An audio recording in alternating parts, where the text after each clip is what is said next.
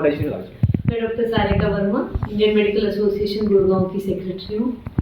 Ma'am आज आप एक डॉक्टर हैं और बात करें इस प्रकार गुड़गांव की बात कर लें, दिल्ली एनसीआर की बात करें, लगातार पोल्यूशन जिस तरह बढ़ता जा रहा है, तो क्या कहना है इस चीज़ को लेकर आपका? देखिए, मेरे को गुस्सा तो इस बात का है कि प्रदूषण पिछले 11 साल से मैं जब गुड़गांव में हूँ देख रही हूँ, हर साल दिवाली के बाद 2 हफ्ते 3 हफ्ते पोल्यूशन के बारे में हाहाकार होती है, स्कूल बंद हो जाते हैं, सारी चीज़ की बात होती है और फिर बाकी 11 महीने हम प्रदूषण को भूल जाते हैं।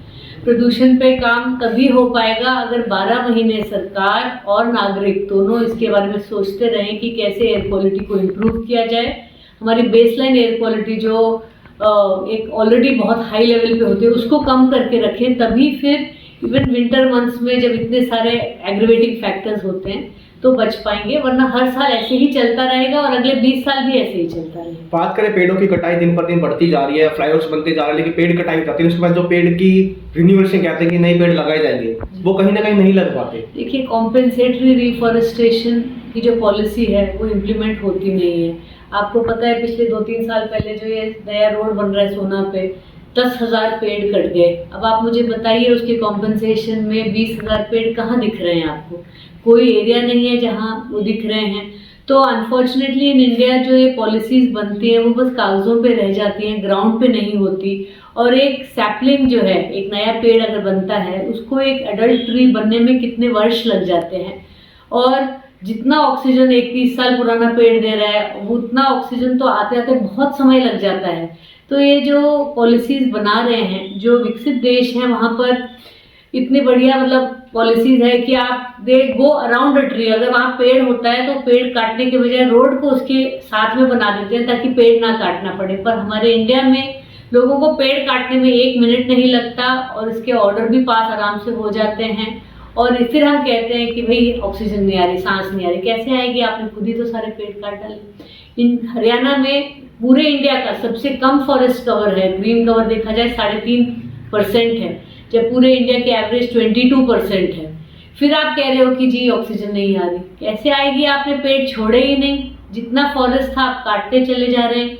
और जो PLP अमेंडमेंट एक्ट भी इन्होंने कर दिया है, जो बाकी बचा कुछ फॉरेस्ट कवर है वो उसको भी खत्म करने की प्लानिंग कर रहे हैं। हम पोल्यूशन की बात करते हैं, जिस प्रकार पोल्यूशन के टाइम पे कहते हैं दिवाली टाइम पे बम पटाखे छुड़ाते हैं तो उससे पोल्यूशन होता है, और एक टाइम पे दूसरा बहाना होता है पराली को लेकर कि पराली पे एक तरफ से बैन भी है और अगर जलाते जुर्माना भी है, तो कहीं ना कहीं पोल्यूशन का मेन कारण सरकार उसको भी बताती है। देखिए, पोल्यूशन के बहुत सारे कारण हैं, और अगर आप साइंटिफिकली इसको देखें तो व्हीकल्स का पोल्यूशन करीब 32% होता है, रोड डस्ट करीब 38% है, इंडस्ट्रियल पोल्यूशन जो है, थर्मल पावर प्लांट्स, ये सब चीज़ें पोल्यूशन में ऐड करती हैं। जब मौसम जब बारिश होती रही, जैसे 2 महीने में बहुत अच्छी हवा रही तो बारिश ने उसको सारा साफ कर दिया, हम फिर भी बचे रहे। लेकिन जब दिवाली में पटाखे जलते हैं, लाखों घरों में खूब पटाखे जलते हैं, तो एडिशनल केमिकल्स वो 2 हफ्ता के लिए वो रहते हैं और परेशान करते हैं। उसके बाद जब पराली जलती है तो वो धुआं एडिशनली ऐड करता है। आप अभी भी नासा की इमेजेस देखिए तो पूरा पंजाब इस समय लाल है, पूरा वेस्टर्न हरियाणा इस समय लाल दिख रहा है, यूपी में कई जगह तो पराली तो अभी भी जल रही है, चाहे वो पेपर पे बैन हो या ना हो, क्योंकि सरकार ने ना वहाँ बायोडिकम्पोजर छिड़काया है, ना वहाँ पे इन्होंने हैप्पी हार्वेस्टर पहुँचाया है। तो किसान भी क्या करेंगे? तो एक बहुत ही गंभीर समस्या है कि आप बस एक दूसरे को ब्लेम पास करें, कोई इसकी रिस्पॉन्सिबिलिटी नहीं लेता कि नहीं मैं ध्यान रखूंगा कि मेरे गांव में ना हो, और हम हैप्पी हार्वेस्टर अरेंज कर दें या बायोडिकम्पोजर स्प्रे कर दें ताकि किसान को पराली जलाने की ज़रूरत ना पड़े। एडिशनली ऑफ कोर्स जब ठंड होती है तो जो एयर करंट्स बदल जाते हैं, तो पोल्यूशन, जो हमारा पूरा नॉर्थ इंडिया लैंड लॉक्ड है, कोई वाटर बॉडीज़ नहीं है, तो जो पोल्यूशन कहीं जा नहीं पाता, और जो हवा का जब रुख बदलता है तो सारा वो जो पार्टिकुलेट मैटर है वो यहाँ इकट्ठा हो जाता है, और ठंड की वजह से वो नीचे आ जाता है, जिसकी वजह से हम हाहाकार करते हैं। पोल्यूशन का मेन कारण बात करते हैं, जिस प्रकार पेड़ कटाई है तो रोड पे आपने बताया कि हवा होती है, रेत उठती है, लेकिन फिर भी सरकार ने आदेश दिए कि 17 तारीख से कुछ बंद रहेगा, कोई कार्य नहीं होगा। NGT ने भी और DC साहब ने आदेश दिए थे कि कोई निर्माण कार्य नहीं होंगे, स्कूल बंद रहे, लेकिन उसके बाद जो निर्माण कार्य लगातार दिन पर दिन बढ़ते जा रहे हैं और लगातार हो रहे हैं, वही मैं आपको बता रही हूँ, सिर्फ ग्रैप पेपर पे इम्प्लीमेंट हो रहा है, ये पॉलिसीज पेपर पे ही रह जाती हैं। जमीन पे आप आज जाके गुड़गांव में देखो कितनी जगह लोग रात में आग जला के बैठे हुए थे। तो ये हम जो there is a lot of gap between what we say and what we do, और जब तक इसका गहराई से इसको एक्शन नहीं लिया जाएगा तो ये दिक्कत सालों साल आगे भी आती रहेगी। अब आपने कहा फायर क्रैकर्स पे बैन था, लेकिन दिवाली के अगले 3 दिन तक पूरे गुड़गांव में मैंने इतने पटाखे सुने जलते हुए, मतलब मैं वीडियोस भी बनाई हैं, धड़ल्ले से बिक भी रहे थे और जल भी रहे थे। कैसे जल रहे थे? क्योंकि पुलिस कोई एक्शन नहीं ली, ना उनके भंडारण पे उन्होंने रेड करी, ना उनको उन्होंने बेचने से रोका, ना किसी को जलाने से रोका। तो फिर ऐसे बैन का क्या मतलब है? और लोगों को खुद सोचना चाहिए, ये बैन सरकार और पुलिस के लिए नहीं, हमारे फेफड़ों के लिए है। अगर आप अपने बच्चों के फेफड़ों में आप धुआं भरना चाहते हैं तो भाई आप खुद जिम्मेदार हैं। बात करें गुड़गांव 10वें नंबर पर आता पोल्यूशन में, टॉप की बात कर लें तो दिन पर दिन बढ़ने का इसका मेन कारण क्या है? मेन कारण देखिए बहुत सारे हैं। एक, हमारे यहाँ पर वेस्ट सेग्रीगेशन नहीं होता। अभी आपको पता है 2 दिन पहले हमें वेस्ट फ्री शहर का अवार्ड भी मिल गया, पुरस्कार घोषित कर दिया। हाँ, इससे बड़ा मतलब मजाक मुझे नहीं लगता कि गुड़गांव के साथ हो सकता है। एक तो होता है कि सच्चाई और एक होता है एक्सपेंडेड ट्रूथ। ये जो है ये एक पैरेलल यूनिवर्स में रह रहे हैं। अभी आप गुड़गांव में अभी चले जाइए तो कम से कम आपको 20 या 25 जगह कूड़े के ढेर मिलेंगे। कौन सी जगह नहीं है, कौन सा वार्ड नहीं है गुड़गांव में जहाँ कूड़े के ढेर नहीं है? तो गार्बेज फ्री अवार्ड भी दे दिया आपने, तो ये मजाक बन रहा है। इको ग्रीन से मैं लगातार कई सालों से पूछ रही हूँ कि भाई आप अगर वेस्ट इकट्ठा करते हो, आप वेट वेस्ट और ड्राई वेस्ट इकट्ठा करते हो, तो उसको आप कंपोस्ट कहाँ कर रहे हैं? पिछले कई सालों से इको ग्रीन को लाखों करोड़ रुपए दे दिए गए हैं, पर वो उनकी कंपोस्टिंग की एक भी साइट नहीं है पूरे गुड़गांव में। वो सारे शहर का कूड़ा गीला और कूड़ा सूखा मिक्स करके भंडवारी में फेंक रहे हैं।